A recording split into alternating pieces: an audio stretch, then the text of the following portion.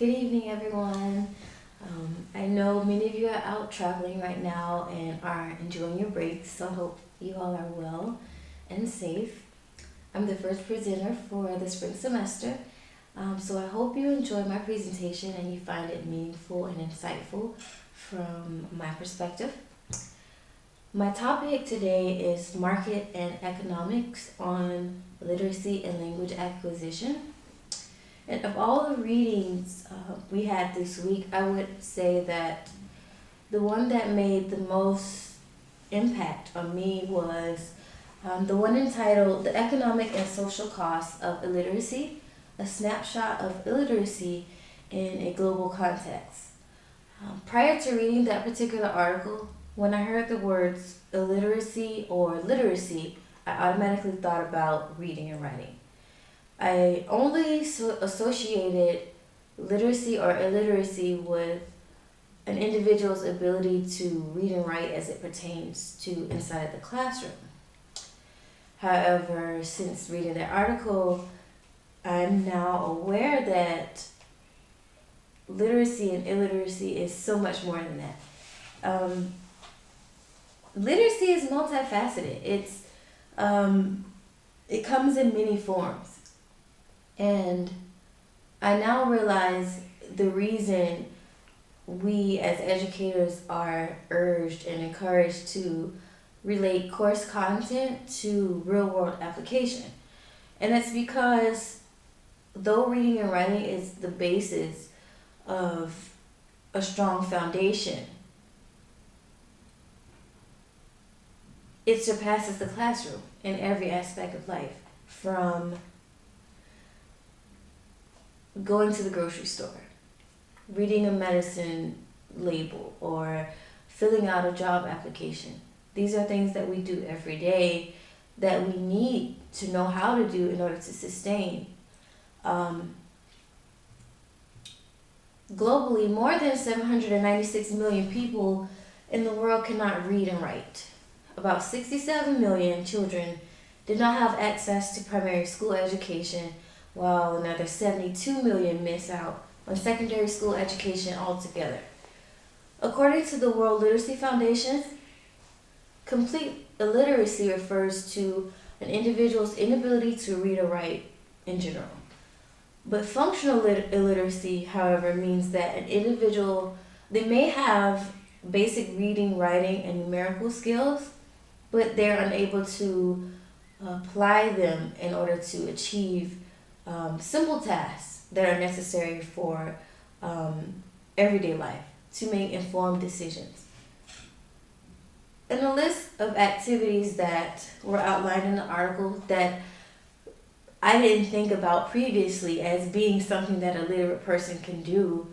Some of those tasks include reading a bank statement, or filling out a home loan application, working the correct change at a supermarket, or using a computer to do banking or interact with government agencies, and calculating the cost and potential return on a financial investment. The cost of illiteracy refers to the negative effects that occur due to one's inability to read and write and apply that information to everyday tasks. Some of those costs would be employers' inability to find adequate staffing. In today's society, technology is so prevalent. And one of the trends that shape human resource management in particular, other than globalization, would be technology. The types of training that are on the job these days are much different from, say, 50 years ago. Whereas you can do an application with then paper and pencil. Now we have all kinds of behavioral tests, situational tests, virtual tests, and they're all computerized. So one who can not merely read and write couldn't hope to operate a computer. That could be so intimidating. So in this context, when we say cost of illiteracy, it involves not only reading and writing, but also the acquisition of skills necessary for effective and productive performance within society. Um, when we get into numbers, the global economy estimates 1.2 trillion US dollars. That is the cost of illiteracy. This means that the social programs that are developed by governments to compensate for the lack of skill that certain individuals have, it weighs heavily on the economy. And a byproduct of being uneducated in these particular economies, you have individuals with poor health, high crime rates, and many individuals who depend on social welfare.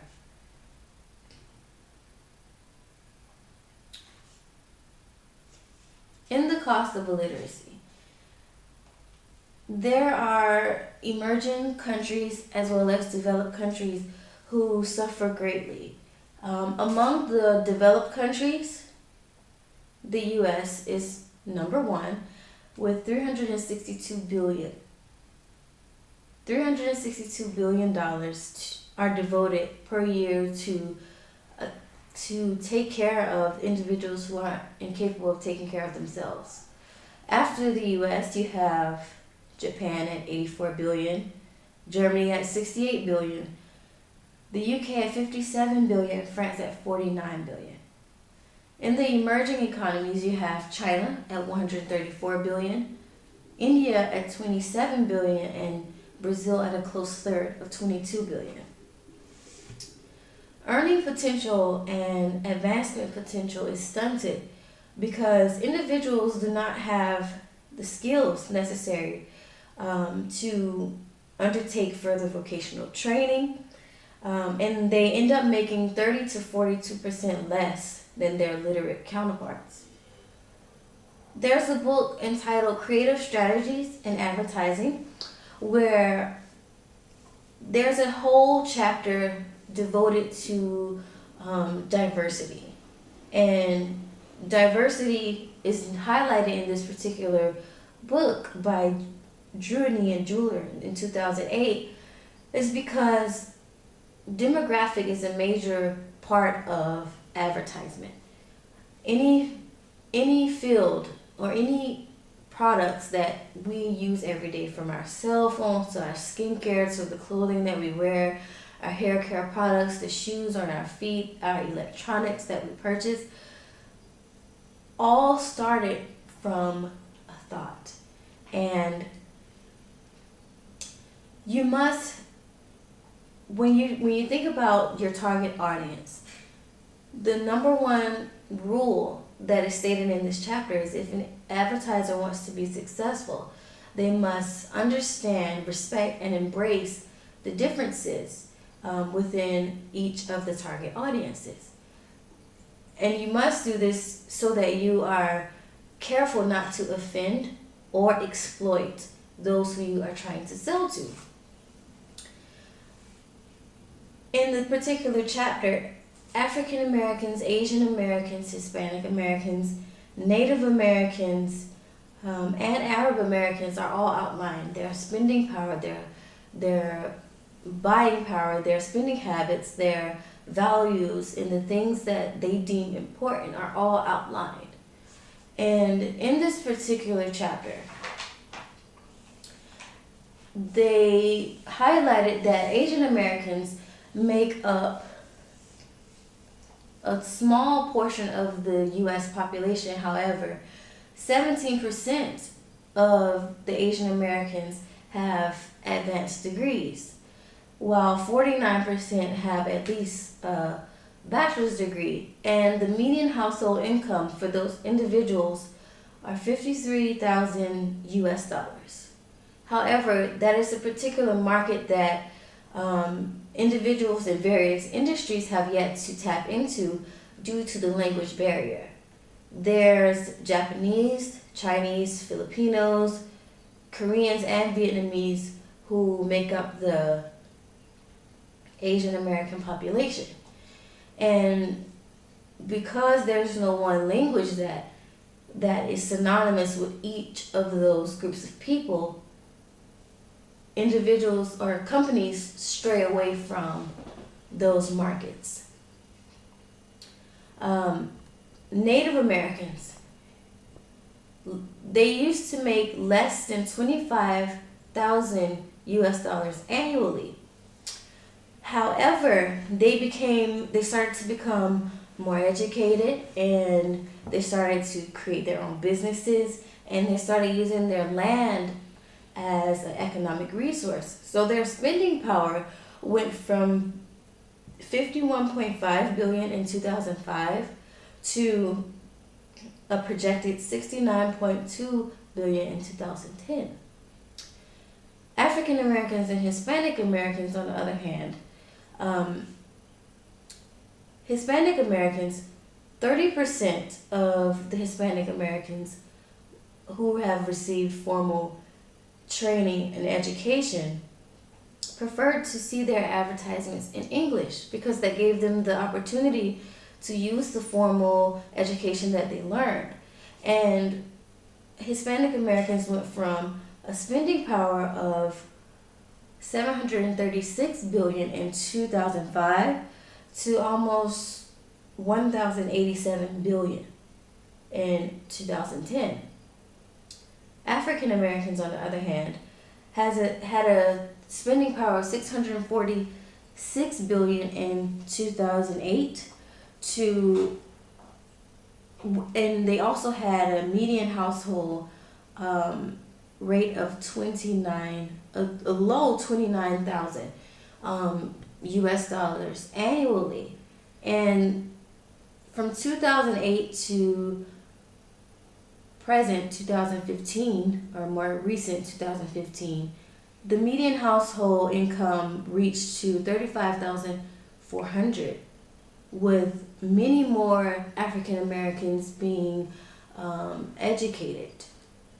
And the reason that this gap is still the way that it is, and Hispanic Americans have a $42,000 median household income in 2015, according to the CNN Kaiser poll study that was conducted, it's due to the fact that the higher paying positions are still dominated by whites in industries such as finance and technology.